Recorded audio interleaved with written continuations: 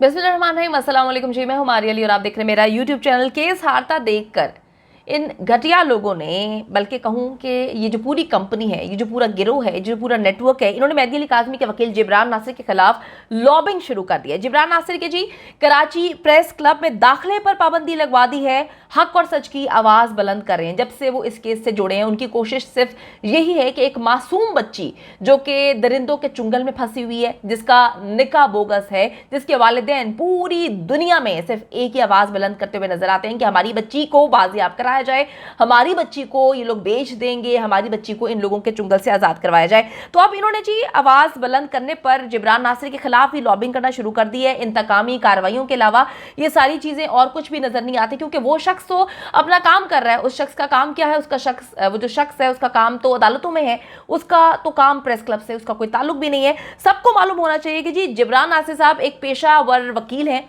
और उनका काम अदालतों में मुकदमात लड़ना है, वहीं पर उनका सारा काम है। अलबत्ता जो भोंडे इकदामात किए जा रहे हैं, इससे जिब्रान नासिर साहब को कोई फ़र्क नहीं पड़ता, उससे इन लोगों को ही फ़र्क पड़ रहा है। इन्हीं लोगों को मिर्चें लग रही हैं, इन्हीं लोगों को तकलीफ हो रही है और वो अपना काम बड़े मौसर अंदाज में कर रहे हैं। ज़ारा काज़मी का केस जी अदालत में वो लड़ रहे हैं और उन्होंने वहीं पर लड़ना है। ये सारे मामला जो प्रेस क्लब में पाबंदी लगा दी, वो वहाँ पर आ नहीं सकते, तो उनको वहाँ पर आने की ज़रूरत भी नहीं है। आपको किसने कहा कि वो वहाँ पर आने के लिए जो है मरे जा रहे हैं? आपको किसने कहा है कि जी वो आने के लिए वहां पर लोगों को कहेंगे कि खुदा के वास्ते जो है प्रेस क्लब वाले मुझे अंदर आने दें, अगर मैं अंदर नहीं आऊंगा तो मेरी रोजी रोटी नहीं चलेगी, मैं काम नहीं कर पाऊंगा? शर्म का मकाम है भाई। जिब्रान नासिर साहब को आप लोगों के प्रेस क्लब की जरूरत नहीं है, आप लोगों के प्रेस क्लब की मोहताजी नहीं है। सबसे पहले मैं आपको बताऊंगी एग्जैक्टली उन्होंने एक जो प्रेस रिलीज की है उसमें लिखा क्या है।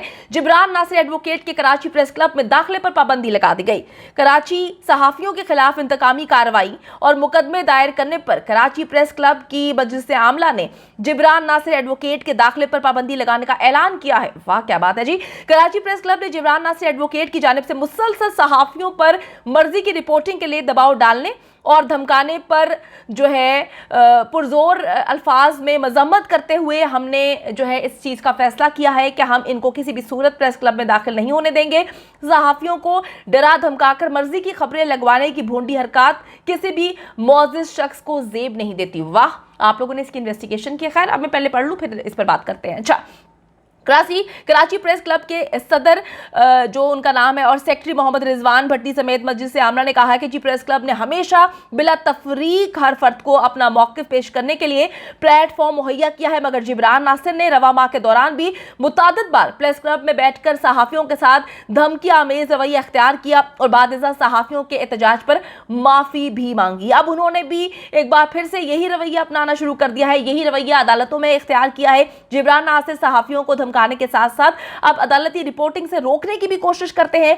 कराची प्रेस क्लब से अदालती रिपोर्टिंग करने वाले मुतादिद जो सीनियर सहाफ़ी हैं, उन्होंने बताया कि जी इस तरह की ये हमारे साथ हरकत कर रहे हैं, हमें धमकियां दे रहे हैं, हमारी शिकायत हैं और सिर्फ ये सहाफ़ियों को धमका रहे हैं बल्कि नाजेबा और नामुनासिब रवैया इख्तियार कर रहे हैं, बल्कि उन्होंने मनपसंद रिपोर्टिंग ना होने पर जुडिशल मजिस्ट्रेट से सहाफ़ियों को कमरे अदालत से बाहर भी निकलवा दिया। इन इक़दाम से ये जाहिर होता है कि जिब्रान नासिर की ख्वाहिश है कि सहाफ़ी ज़ारा काज़मी केस में इनकी मर्ज़ी की रिपोर्टिंग करें या फिर अपनी सहाफ़ी जिम्मेदारियां अदा करना छोड़ दें। इसी के साथ साथ जिब्रान नासिर ने सीनियर सहाफ़ी secretary legal committee Karachi press club Bilal Ahmed के खिलाफ हक़ाइक़ बयान करने पर तौहीन अदालत की दरख्वास्त भी दायर कर दी है। कराची प्रेस क्लब सहाफ़ियों खुसूसन बिलाल अहमद के खिलाफ इंतकामी कार्रवाइयों की शदीद अल्फाज में मजम्मत करती है। कराची प्रेस क्लब की मजलिस आमला ने कोर्ट रिपोर्टर्स से मुकम्मल इजहार यकजहती करते हुए हर फोरम पर उनकी आवाज़ से आवाज़ मिलाने और केस में फरीक बनने का ऐलान कर दिया है। कराची प्रेस क्लब ने सहाफ़ियों के खिलाफ इंतकामी कार्रवाइयों, नामुनासिब रवैये, आज़ादी इजहार राय को दबाने पर जिब्रान नासिर एडवोकेट क्लब में दाखिले पर पाबंदी आयद करने का फैसला किया है। और भाई मेरी बात सुने, आपको लगता है कि जिब्रान नासिर को आप लोगों के प्रेस क्लब की ज़रूरत है? जो मुझे ना पहले बहुत हंसी आ रही है वो ऐसी ऐसी बातें लिखी हुई हैं कि कब निकलवाया था जिब्रान नासिर साहब ने आप लोगों को, जो बाकी सहाफ़ी हैं वहाँ पर मौजूद थे, कोर्ट रिपोर्टर्स, किसने निकाला था? पहले ही ये बात बोल दी गई थी अदालत की जानिब से कि बच्ची को जब अदालत में पेश किया जाएगा तब वहाँ पर कोई भी मौजूद नहीं होगा, सिर्फ वकला होंगे और पुलिस होगी जो बच्ची को लेकर अंदर आएंगे। ये बात तो एक दिन पहले के नोटिस में कह दी गई थी।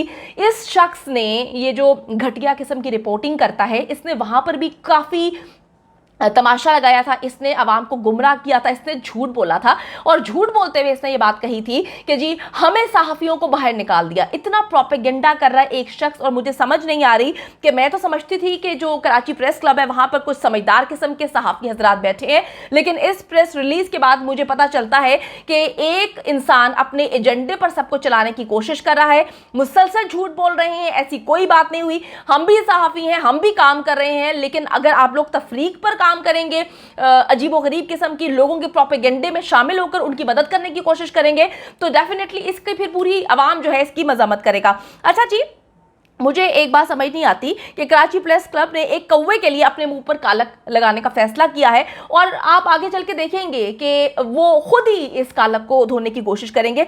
हद है जी, किसी के जाती एजेंडे को मुकम्मल तौर पर आपने नॉन प्रोफेशनल किस्म के एटीट्यूड के साथ एक प्रेस रिलीज जारी की जिसमें मुकम्मल तौर पर झूठ बोला गया।